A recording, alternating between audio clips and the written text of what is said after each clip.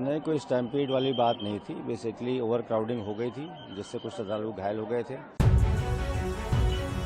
दोस्तों, प्रयागराज के महाकुंभ में हुई भगदड़ की घटना ने हर किसी को झकझोर कर रख दिया है। जहां एक और लोग मृतकों के परिवार के प्रति संवेदनाएं व्यक्त कर रहे हैं, तो वहीं एक एसएसपी साहब ऐसे भी हैं जो बड़े ही आसानी से ये कह दे रहे हैं कि महाकुंभ में तो कोई भगदड़ मची ही नहीं, बस थोड़ी सी भीड़ भाड़ हो गई थी।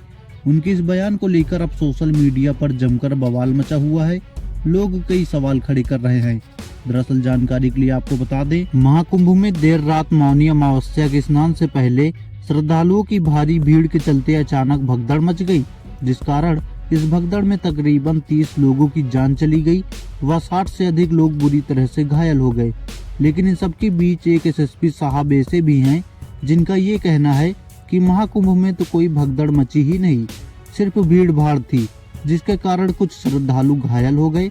स्थिति अब पूरे नियंत्रण में है, किसी भी अफवाह पर ध्यान न दें। लेकिन अब सोशल मीडिया पर लोग एसएसपी साहब के इस बयान पर कई सवाल खड़े कर रहे हैं। लोगों का कहना है कि जब महाकुंभ में भगदड़ मची ही नहीं, तो फिर देश के प्रधानमंत्री नरेंद्र मोदी खुद इसे हादसा क्यों बता रहे हैं, और कुछ घायलों की जगह ये फिर क्यों कह रहे हैं कि कुछ पुण्यात्माओं को खोना पड़ा। मैं महाकुंभ में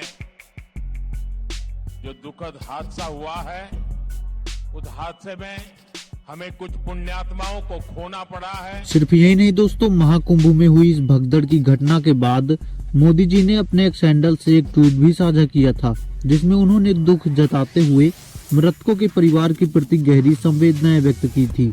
लेकिन इन सब के बावजूद भी जब एसएसपी साहब ये कह रहे हैं कि महाकुंभ में कोई भगदड़ नहीं हुई और भीड़ के कारण कुछ श्रद्धालु घायल हो गए, तो इसे लेकर सोशल मीडिया पर लोग उन्हें खूब ट्रोल कर रहे हैं। विशाल ज्योति देव अग्रवाल ने इस पर कहा, एसएसपी साहब के हिसाब से क्या प्रधानमंत्री नरेंद्र मोदी अफवाह फैला रहे हैं?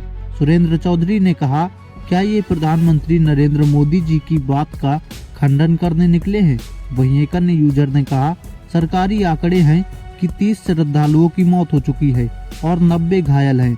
हवाई बातें बनाकर जिम्मेदारी से बचा नहीं जा सकता। संदीप कुमार ने कहा, जो आंखें बंद किए घूम रहे हैं, उन्हें इस त्रासदी से कोई फर्क नहीं पड़ता है।